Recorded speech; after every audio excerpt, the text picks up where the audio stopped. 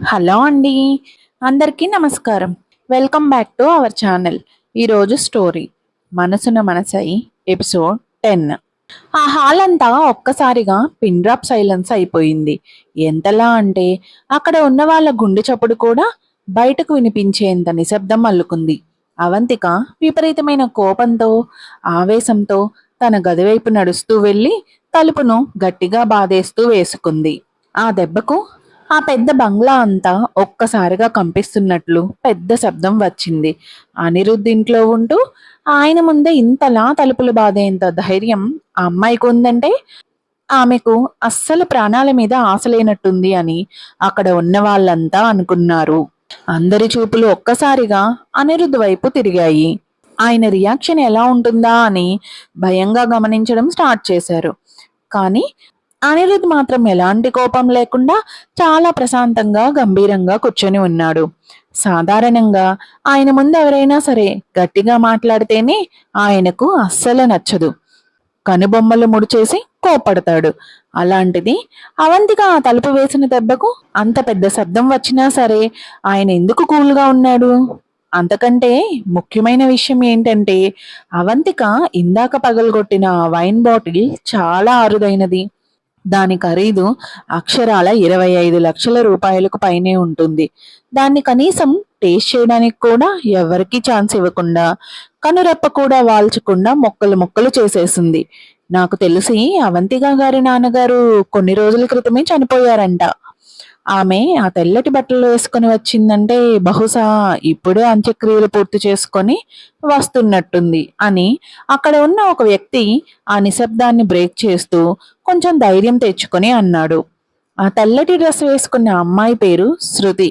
ఆమె అనిరుద్ గారి company PR department లో సీనియర్ మేనేజర్ గా చేస్తోంది. ఈ రోజు ఆమె బర్త్డే అవడం వల్ల, అలాగే అనిరుద్ గారు కోమాలో నుంచి కోలుకున్నందుకు సెలబ్రేట్ చేయడానికి అనిరుద్ గారి క్లోజ్ ఫ్రెండ్స్ అందరినీ ఈ ఇంటికి ఇన్వైట్ చేసింది. కానీ ఇందాక అవంతిక అందరి ముందు బాటిల్ పగలకొట్టి తన మెడ మీద పెట్టేసరికి శృతి అహంకారానికి గట్టి దెబ్బ తగిలింది.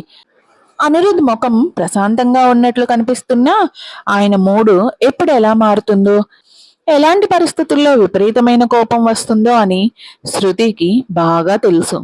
ఆమె నెమ్మదిగా ఆయన పక్కకు వచ్చి చాలా జాగ్రత్తగా గొంతు సవరించుకుంటూ, నన్ను క్షమించు అనిరుద్ధ్. ఆమె నాన్నగారు చనిపోయారనే విషయం నాకు అస్సలు తెలియదు అంది. అనిరుద్ధు తన వేళ్ల మధ్య ఉన్న సిగరెట్ ను యాస్ట్రేలో నలిపేసి ఆర్పేశాడు. ఆ తర్వాత తన పొడవాటి వేళ్లతో టేబుల్ మీద ఉన్న వైన్ గ్లాస్ అందుకొని ఒకే ఒక్క గుటకలో ఖాళీ చేసేశాడు. ఆ ఖాళీ గ్లాస్ ను మళ్ళీ టేబుల్ మీద ఉంచి చాలా లో బేస్ వాయిస్ తో గంభీరంగా ఇలా అన్నాడు, హ్యాపీ బర్త్డే శృతి. ఆ వాయిస్ వినగానే శృతి చెవులు కాస్త ఎర్రబడ్డాయి. థ్యాంక్ యూ అనిరుద్ధు అని సిగ్గుపడుతూ, కానీ ఒక విషయం గుర్తుపెట్టుకో, అవంతికను ముట్టుకునే హక్కు, ఆమె మీద చెయ్యెత్తే హక్కు ఈ భూమి మీద ఎవ్వరికీ లేదు అంటూ అనిరుద్ధు తన షర్ట్ కాలర్ను సరిచేసుకున్నాడు. ఆయన మాటల్లో స్పష్టమైన వార్నింగ్ కనిపించింది. ఆమె ఈ ఇంట్లో కేవలం ఒక పెంపుడు జంతువు లాంటిదే కావచ్చు, కానీ ఆమెను వేధించే హక్కు, ఇబ్బంది పెట్టే హక్కు కేవలం నాకు మాత్రమే ఉంది. వేరే ఎవరైనా ఆమె జోలికి వస్తే నేను అస్సలు ఊరుకోను. ఆ మాట వినగానే శృతి ఒక్కసారిగా కంగారు పడిపోయింది. కానీ అనిరుద్ధ్, నువ్వు ఆల్రెడీ ఆమెకు డివోర్స్ ఇవ్వడానికి రెడీ అయ్యావు కదా. అలాంటప్పుడు ఆ తర్వాత ఆమెకు ఇంట్లో కనీసం ఆ పెంపుడు జంతువు అంత విలువ కూడా ఉండదు కదా అంది. అనిరుద్ చూపులు ఒక్కసారిగా కఠినంగా మారిపోయాయి. నాకు వద్దు అనుకుని నేను వదిలేసిన వస్తువైనా సరే నా కళ్ళ ముందే ఇంకొకడు దాన్ని తక్కువ చేసి మాట్లాడుతుంటే చూస్తూ ఊరుకునే అలవాటు ఈ అనిరుద్కు లేదు అని మనసులోనే అనుకున్నాడు. సరిగ్గా అదే సమయానికి సుమతి గారు హాల్లోకి వచ్చి అక్కడ పగిలిపోయిన ఆ వైన్ బాటిల్ మొక్కలను క్లీన్ చేసి తడిచిపోయిన ఆ కాస్ట్లీ కార్పెట్ ను బయటకు తీసుకువెళ్లారు. అక్కడ ఉన్న ఇంకొక ఫ్రెండ్ అనిరుద్ గారి గ్లాస్ లో మళ్ళీ వైన్ నింపాడు. కూల్ అనిరుద్, శృతి కావాలని చేయలేదు కదా, వదిలే.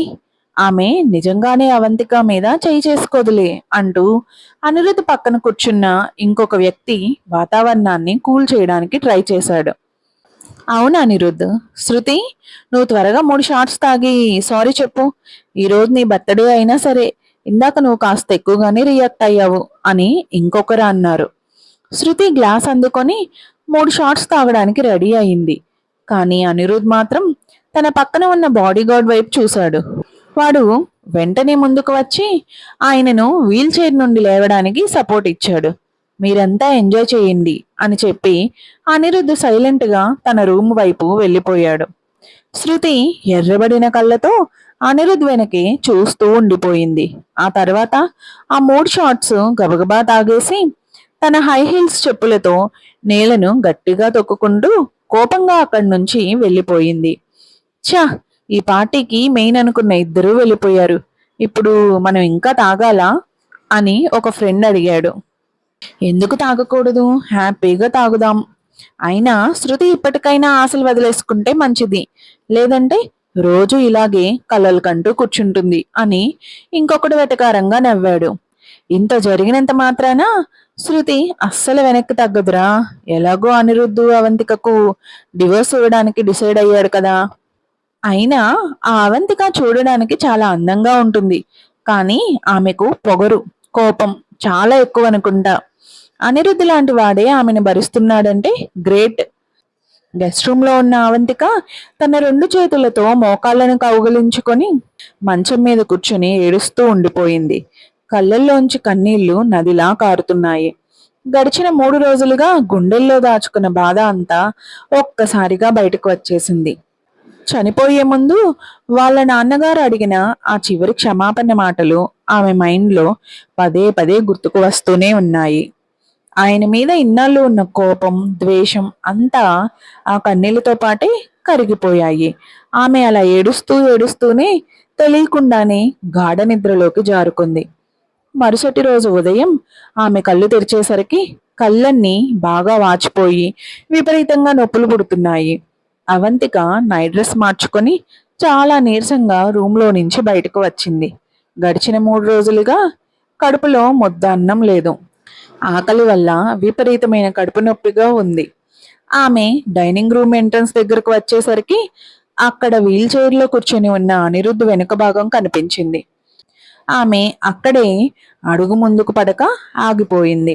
సుమతి అవంతికను చూసి వెంటనే బ్రేక్ఫాస్ట్ రెడీగా ఉందమ్మా, రండి కూర్చొని తినండి అని పిలిచారు. ఒకప్పుడు అవంతిక అనిరుద్ ముఖం చూడాలన్నా, ఆయన పక్కన ఉండాలన్నా ఒక పెద్ద భయంతో పారిపోయేది. ఎక్కడ ఆయనకు కోపం తెప్పించి ఏమవుతుందో అని వణికిపోయేది. కానీ ఇప్పుడు ఆయన డివోర్స్ మ్యాటర్ ఆలస్యం చేస్తున్నాడు అనే ఆలోచనే ఆమెకు కొంచెం ధైర్యాన్ని ఇచ్చింది. ఆమె కావాలని అనిరుద్ధ్కు చాలా దూరంగా ఉన్న లాస్ట్ సీట్లోకి వెళ్ళి కూర్చుంది. సుమతి అవంతిక ముందు బ్రేక్ఫాస్ట్ ప్లేట్ పెట్టారు. ఆమె తినడానికి తీసుకునే లోపే అనిరుద్ధ్ మాట్లాడడం స్టార్ట్ చేశాడు. నిన్న రాత్రి నువ్వు పగలగొట్టిన ఆ వైన్ బాటిల్ ఖరీదు 25 లక్షల రూపాయలు. ఆయన వాయిస్ చాలా గంభీరంగా, నిర్లక్ష్యంగా వినిపించింది. ఆ మాట వినగానే అవంతిక గట్టిగా బిగుసుకుపోయింది. మైండ్ అంతా ఒక్కసారిగా బ్లాంక్ అయిపోయింది. ఒక్క వైన్ బాటిల్ రేటు అంత ఎక్కువ ఉంటుందా? అంటే ఇప్పుడు ఆ డబ్బులన్నీ తనే కట్టాలని ఆయన అడుగుతున్నారా? తనని చూస్తే అంత పెద్ద మొత్తం కట్టేలా కనిపిస్తుందా? ఆమెకు కడుపులో మళ్ళీ విపరీతమైన నొప్పి మొదలైంది. వెన్ను నిండా చెమటలు పట్టేసరికి ఉన్న కాస్త ఆకలి కూడా పూర్తిగా మాయమైపోయింది. అనిరుద్ధ్ అవంతిక యొక్క నీరసమైన తెల్లబారిన ముఖం వైపు ఒక లుక్ వేసి, ఇది నీకోసం ఒక చిన్న హెచ్చరిక మాత్రమే. ఇంకొకసారి నా ఇంట్లో ఏ వస్తువులనైనా పగలగొట్టావో ప్రతి ఒక్క పైసాతో సహా నువ్వే లీగల్గా కట్టాల్సి ఉంటుంది అన్నాడు కఠినంగా. ఆ మాట వినగానే అవంతికకు కడుపు నొప్పి కొంచెం తగ్గి మళ్ళీ ఆకలి వేయడం స్టార్ట్ అయ్యింది. సాధారణంగా చాలా మంది ఆడవాళ్లకు ప్రెగ్నెన్సీ స్టార్టింగ్ లో విపరీతమైన వాంతులు అవ్వడం, బెడ్ రెస్ట్ తీసుకోవడం లాంటివి జరుగుతాయి. కానీ అవంతికకు అప్పుడప్పుడు వచ్చే ఆ చిన్న నీరసం తప్ప ఇప్పటి వరకు ఎలాంటి వాంతులు అవ్వలేదు. కానీ ప్లేట్లో ఉన్న ఎగ్స్ని చూడగానే ఆమెకు లోపల ఏదో తెలియని అసహ్యం వేసింది. ఆమె వాటిని పక్కకు తీసి పారేసింది. ఏమైందమ్మా, నచ్చలేదా అని సుమతి కంగారుగా అడిగారు. అవంతిక తల అడ్డంగా ఊపుతూ, పర్లేదు సుమతి, ఈ మధ్య నాకు ఎగ్స్ తినాలనిపించట్లేదు. కేవలం వెజిటేరియన్ ఫుడ్ మాత్రమే తింటాను అంది. సరేనమ్మా, ఇప్పటి నుండి అలాగే చేస్తాను అంది సుమతి. బ్రేక్ఫాస్ట్ చేయడం అయిపోయాక అవంతిక తన రూమ్లోకి వెళ్ళి బట్టలు మార్చుకుంది. ఈరోజు వాళ్ళ నాన్నగారు పాత లాయర్ ఆమెను కలవడానికి టైం ఇచ్చారు. ఆయన ఎందుకు రమ్మన్నారో సరిగ్గా తెలియకపోయినా మనసులో ఏదో ఒక చిన్న ఐడియా అయితే ఉంది. ఆమె బ్యాగ్ అందుకొని హాల్లోకి వచ్చేసరికి సరిగ్గా అదే టైంకి అనిరుద్ కూడా ఆఫీస్కు బయలుదేరుతున్నాడు. ఆయనను కారులో ఎక్కించడానికి బాడీగార్డు, డ్రైవరు అందరూ రెడీగా ఉన్నారు. అవంతిక టైం చూసింది. ఆల్రెడీ 9 దాటిపోతోంది. లాయర్ 10 గంటలకల్లా రమ్మన్నారు. ఆమె గబగబా అడుగులు వేస్తూ ఇల్లు దాటి బయటకు నడిచింది. ఈ పెద్ద ఏరియా దాటి బయటకు వెళ్ళి ఒక ఆటో కానీ టాక్సీ కానీ దొరకాలంటే కనీసం 10 నిమిషాలు నడవలసి ఉంటుంది. నిన్న రాత్రి పడిన వర్షం వల్ల వాతావరణం చాలా చల్లగా ఉంది. చలిగాలి గట్టిగా వీస్తోంది. బహుశా ఆ చలిగాలి వల్ల ఏమో కానీ కొద్ది దూరం నడవగానే అవంతికకు ఒక్కసారిగా విపరీతమైన కంగారు వచ్చి కడుపులో ఉన్నదంతా బయటకు వచ్చేస్తున్నట్లు అనిపించింది. అంతలోనే అనిరుద్ గారి పెద్ద silver colour luxury car gate దాటి రోడ్డు మీదకు వచ్చింది. డ్రైవర్ కారు స్పీడ్ పెంచబోతుండగా రోడ్డు పక్కన ఉన్న అవంతికను గమనించాడు. సార్, అక్కడ మేడం గారు ఉన్నట్టున్నారు అంటూ డ్రైవర్ కారు స్పీడ్ తగ్గించాడు. ఆమె ఇంటి నుండి బయటకు రావడం డ్రైవర్ చూశాడు కాబట్టి ఆమె వేసుకున్న బట్టలను బట్టి ఈజీగా గుర్తుపట్టాడు. అనిరుద్ కళ్ళు మూసుకొని రెస్ట్ తీసుకుంటున్నప్పటికీ డ్రైవర్ మాట వినగానే ఒక్కసారిగా కళ్ళు తెరిచాడు. సార్, మేడం గారికి ఒంట్లో బాలేనట్టుంది, వాంతులు చేసుకుంటున్నారు అన్నాడు డ్రైవర్ సీట్ నుండి క్లియర్గా చూస్తూ.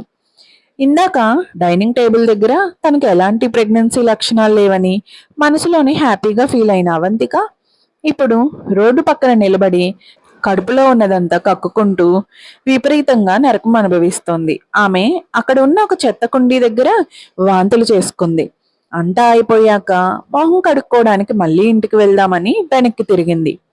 కానీ ఆమె వెనక్కి తిరగగానే కళ్ళ ముందే అనిరుద్ గారి పెద్ద కారు నిలబడి ఉంది. ఆ లగ్జరీ కారు ఎండలో చాలా బ్రైట్ గా మెరుస్తోంది. డ్రైవర్ కార్ను ఆమె పక్కనే ఆపి వెనుక సీటు విండో గ్లాస్ను కిందకు దించాడు.